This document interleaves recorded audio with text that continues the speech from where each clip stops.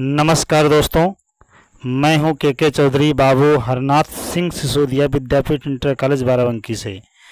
आप सभी के लिए घनानंद साहित्य से संबंधित 30 प्रश्न हैं जो आपकी प्रतियोगी परीक्षाओं में बहुत ही सहायक होंगे। पहला प्रश्न है, प्रेम मार्ग का ऐसा धीर पथिक और जवादानी का ऐसा दावा रखने वाला ब्रज भाषा का दूसरा कवि नहीं हुआ। ये कथन किसके लिए है, यानी किस कवि के लिए है? घनानंद के लिए, देव के लिए, सेनापति के लिए या पद्माकर के लिए? तो दोस्तों ये कथन जो है किसके लिए है? ये घनानंद के लिए है। किसके लिए है? घनानंद के लिए। अगला प्रश्न है दोस्तों कि घनानंद दिल्ली दरबार छोड़कर वृंदावन क्यों चले आए थे? घनानंद दिल्ली दरबार छोड़कर वृंदावन क्यों चले आए थे? आपको बताना है। श्री कृष्ण की उपासना के लिए आए थे, निष्कासित किए जाने के कारण चले आए थे, या दिल्ली दरबार से उनका मोह भंग हो गया था, या अपनी प्रेमिका सुजान के कहने के कारण चले आए थे? बताइए दोस्तों। तो इसमें कौन सा ऑप्शन सही होगा?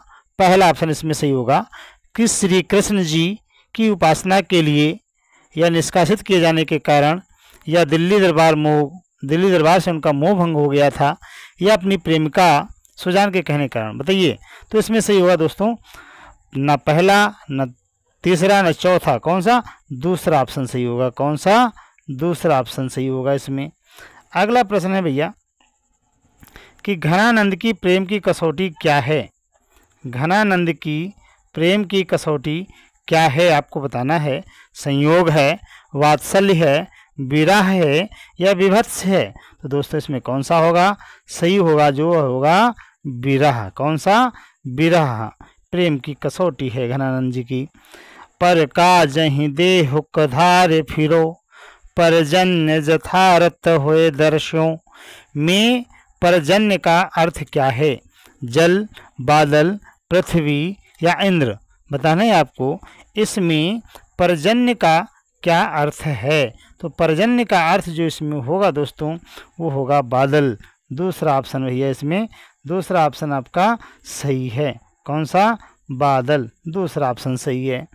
अगला प्रश्न है आपके सामने, किसे प्रेम की पीर का कवि कहा गया है? यानी किस कवि को प्रेम का पीर का कवि कहा जाता है? बिहारी, घनानंद, देव, रहीम? कौन सा ऑप्शन सही होगा? दूसरा वाला। कौन है? रहीमदास जी हैं। अगला प्रश्न है, प्रेम मार्ग का ऐसा धीर पथिक और जवादानी का ऐसा दावा रखने वाला ब्रज भाषा का दूसरा कवि नहीं हुआ। घनानंद के बारे में किसने कहा है? किसने कहा है? आचार्य रामचंद्र शुक्ल ने कहा है, या विश्वनाथ प्रसाद मिश्र ने कहा है, या डॉक्टर नागेंद्र ने कहा है, या रामविलास शर्मा ने? तो दोस्तों इसमें जो सही होगा आचार्य रामचंद्र शुक्ल ने कहा है। किसने कहा है? आचार्य रामचंद्र शुक्ल ने। ऑप्शन थोड़ा गहराई में चला गया है ना, सेटिंग थोड़ा गड़बड़ हो गई, इसलिए माफ़ी चाहता हूँ। किसने कहा है ये कथन? रामचंद्र शुक्ल का है। किसका दोस्तों? रामचंद्र शुक्ल का। ये ध्यान रखिएगा। अगला प्रश्न है दोस्तों, घनानंद की प्रेमिका का क्या नाम था? घनानंद की प्रेमिका का क्या नाम था? चंदा, पद्मावती, सुजान या गुलबदन? क्या नाम था दोस्तों? तो चंदा न होगा, न पद्मावती होगा, न गुलबदन होगा। क्या होगा? सुजान। क्या होगा? सुजान। थर्ड ऑप्शन इसमें सही है। अगला प्रश्न है, मोहम्मद शाह के दरबार में घनानंद ने किसके कहने पर गाना गाया था? नौकर के कहने पर, मंत्री के कहने पर, राजा के कहने पर, सुजान के कहने पर? तो दोस्तों घनानंद ने मोहम्मद शाह के दरबार में जो गाना गाया था वो अपनी प्रेमिका सुजान के कहने पर। किसके? सुजान के। चौथा ऑप्शन सही है। अगला प्रश्न है दोस्तों कि मोहम्मद शाह ने घनानंद पर क्रोधित होकर उन्हें क्या दंड दिया था? दरबार से निकाल दिया था, मृत्युदंड दिया था, अर्थदंड दिया था, या 5 लाख गायें दान करने के लिए कहा था? क्या कहा था दोस्तों?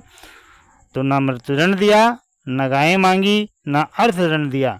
क्या किया? दरबार से इनको निकाल दिया था मोहम्मद शाह ने। पहला ऑप्शन सही है भैया। ठीक है। अगला है कि क्या सुजान भी घनानंद के साथ दरबार छोड़कर चली गई थी। जब मोहम्मद शाह ने घनानंद को दरबार से निकाला तो क्या जो उनकी प्रेमिका सुजान थी वो भी उनके साथ गई थी? नहीं, हाँ, कुछ दूर या आधी दूर। तो क्या सही होगा? नहीं, मोहम्मद शाह उनको कभी जाने ही नहीं देता, क्योंकि वो भी उनसे प्रेम करता था, सुजान से। घनानंद किस संप्रदाय में दीक्षित हुए? घनानंद किस संप्रदाय में दीक्षित हुए? राधा वल्लभ संप्रदाय, नाथ संप्रदाय, निम्बार्क संप्रदाय, सिद्ध संप्रदाय।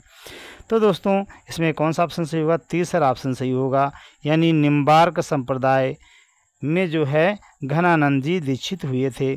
घनानंद की मृत्यु कब हुई थी? आपको बताना है घनानंद की मृत्यु कब हुई थी। संवत 1575 में, संवत 1600 में, संवत 1766 में या 1205 में। तो भैया इसमें कौन सा ऑप्शन सही है? तीसरा ऑप्शन सही है कि घनानंद की मृत्यु जो हुई थी वो संवत 1766 ईस्वी में। अगला प्रश्न भैया, घनानंद को किसके सैनिकों ने मार डाला था?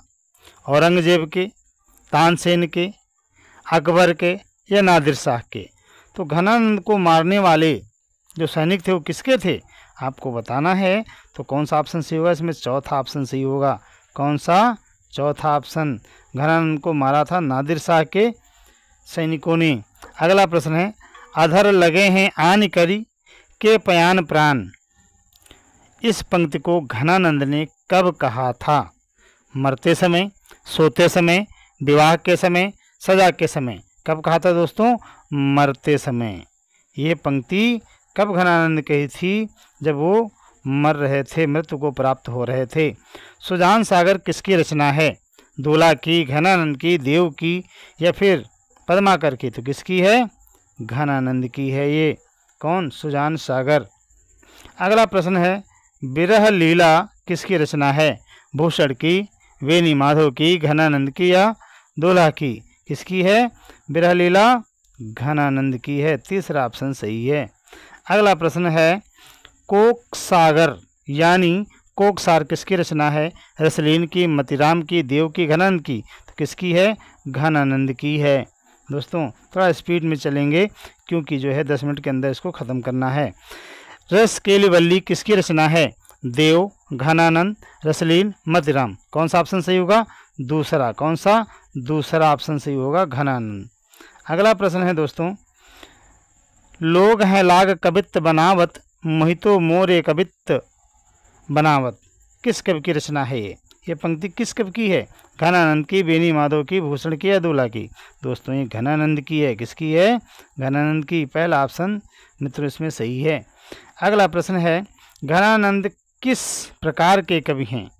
घनानंद किस प्रकार के कवि हैं? रीत मुक्त हैं, रीत सिद्ध हैं या फिर कोई नहीं है? आपको बताना है कि घनानंद किस प्रकार के कवि हैं। किस शाखा में इन्हें रखा जाए रीत काल की? तो दोस्तों रखा जाएगा इन्हें रीत मुक्ति शाखा में। पहला ऑप्शन सही है। अगला प्रश्न है दोस्तों, इनमें से किस कवि ने सतसई नहीं लिखी? बिहारी, घनानंद, बृंद या मतिराम? बिहारी सतसई प्राप्त होती है, बृंद सतसई प्राप्त होती है, मतिराम सतसई भी प्राप्त होती है। किसने नहीं लिखा है? तो घनानंद ने नहीं लिखा है। दूसरा ऑप्शन सही है। उजरिन बसी है, उजरिन बसी है हमारी अखियन देखो, पंक्ति के लेखक कौन हैं? देव, घनानंद, रहीम, दूल्हा? तो कौन है दोस्तों? दूसरा ऑप्शन इसमें भी सही है। घनानंद जी जो है इस पंक्ति के लेखक हैं। घनानंद को अमर करने वाली रचना कौन है? किस रचना के कारण घनानंद जी बहुत ज़्यादा प्रसिद्ध हो गए, हिंदी साहित्य में अमर हो गए? विरह लीला, कोकसार, विरह केली, सुजान सागर?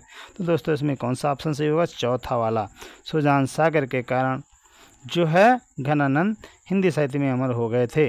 कृपा कंद या कृपा कांड रचना किस लेखक ने लिखी है? घनानंद ने, देव ने, रसलीन ने, वृंद ने? तो इसमें घनानंद पहला ऑप्शन सही होगा भैया, ध्यान रखिएगा। अगला प्रश्न है कि राव रे रूप की रीति अनूपी, राव रे रूप की रीति अनूप, नयो नयो लागत ज्यों ज्यों निहारिए, पंक्ति के लेखक कौन है? बेनी माधव, घनानंद, देव, दूल्हा? तो दोस्तों इसमें दूसरा ऑप्शन सही है। घनानंद जी इस पंक्ति के लेखक हैं भैया। अगला प्रश्न है, रीतबद्ध कवियों की तुलना में घनानंद का श्रृंगार वर्णन अधिक आकर्षक है क्योंकि वह कैसा है? अलौकिक है, मांसल है, स्वानुभूत या स्वच्छंद है, फूहड़ है। कैसा है बताना है आपको? हाँ, सही बताया आपने, तीसरा ऑप्शन इसमें सही है, स्वानुभूत और स्वच्छंद है। ये जो है घनानंद जी जो है सुजान नामक एक नृतिका से प्रेम करते थे और उसी से जो है प्रेम करते हुए सुजान सागर इन्होंने लिखी थी। तो इनका जो काव्य है वो स्वानुभूत है।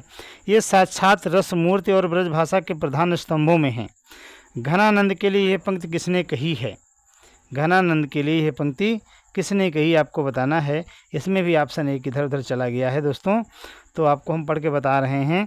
महावीर, नामवर सिंह, हजारी प्रसाद द्विवेदी या रामचंद्र शुक्ल। तो दोस्तों इसमें चौथा ऑप्शन सही है, रामचंद्र शुक्ल ने जो है ये पंक्ति कही है। इसमें चौथा ऑप्शन आपका सही होगा। अगला प्रश्न है दोस्तों, अति सूधो स्नेह कुमारगो है जहाँ नए कुसयान अप बाँक नहीं। पंक्ति किस कवि की है आपको बताना है। ये घनानंद की है, रहीम की है, बिहारी की है, देव की है। तो किसकी है ये? घनानंद की है। किसकी है? घनानंद की। पहला ऑप्शन सही है। अगला प्रश्न है कि भाषा के लक्षक एवं व्यंजक बल की सीमा कहाँ तक है, इसकी परख पूरी इनको थी।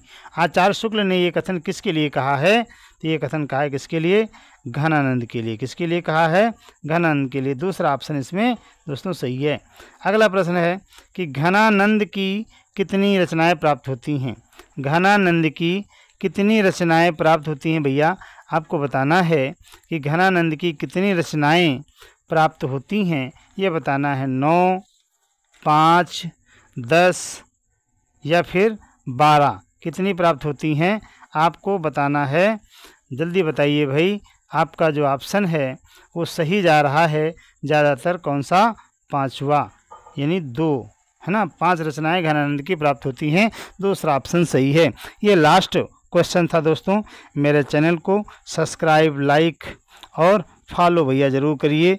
थोड़ा जो है ये जो ऑटो प्ले ऐप है इसको डाउनलोड करिए और देखिए, कोशिश करिए कि भाई फॉलो हो जाए। फॉलो करने के लिए आप सभी को बहुत धन्यवाद रहेगा मेरी तरफ से। बाला स्टडी पॉइंट पर आप सभी का हार्दिक स्वागत, अभिनंदन है। वीडियो को वॉच करने के लिए आप सभी का धन्यवाद। जय हिंद, वंदे मातरम।